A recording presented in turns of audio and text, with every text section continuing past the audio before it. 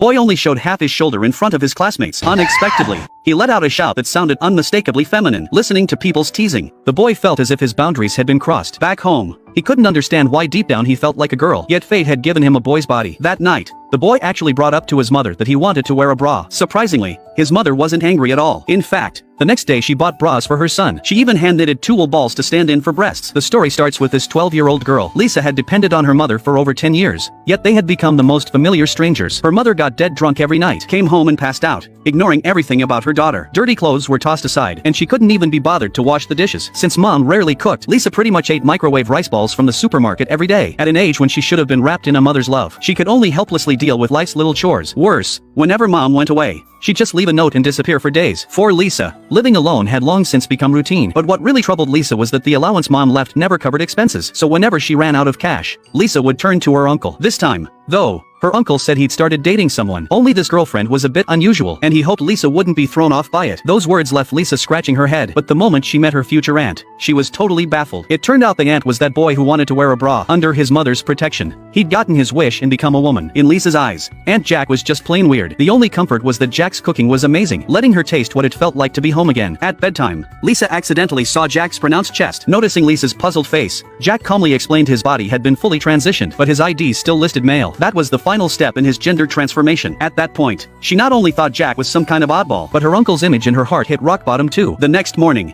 Uncle and Jack had already left for work, but there was warm breakfast waiting, plus lunch packed for her. When she opened the lunchbox, it felt like every dish had been brought to life. The rice formed adorable kittens, and the hot dogs looked like octopuses waving their tentacles. Seeing such a carefully made lunch, Lisa couldn't bear to take a bite. She left it untouched until she got home that evening and took a few nibbles, but because the food had gone bad, she ended up with a stomachache. Learning Lisa truly liked his cooking, he gave her a warm, heartfelt hug. Thrilled, but Lisa felt uneasy, didn't say a word, and bolted up. Still, Jack had expected something like this. People who could really accept and recognize him were few and far between, but his care for Lisa remained meticulous. One day, Lisa went with her uncle to visit Grandma, who had dementia. At the nursing home, in Grandma's room, she saw Jack again. From Uncle, she learned Jack was a caregiver there. Their first meeting was like two pebbles drifting in life's current, bumping into each other by chance and sparking something unique. In Uncle's words, when someone is truly understood, all the labels they carry fade away, leaving only the resonance deep in the soul. Lisa didn't quite grasp what Uncle meant, but seeing how the elders there spoke highly of Jack, she unknowingly let go of the bias and resistance in her heart. That night, Lisa woke up suddenly from a nightmare, and Jack held her like a mom, comforting her. A long-lost warmth and sense of safety washed over Lisa. Then, summoning her courage, she reached out and touched Jack's chest. In that moment, the symbolism of the chest became tangible for Jack. It was both a physical trait unique to women and a symbol of maternal love. Lisa's mom had brought her into this world but never let her feel love's warmth, while Jack, an outsider rejected by most, possessed both love and the ability to give it. On that weekend, the three of them went on a picnic like a family.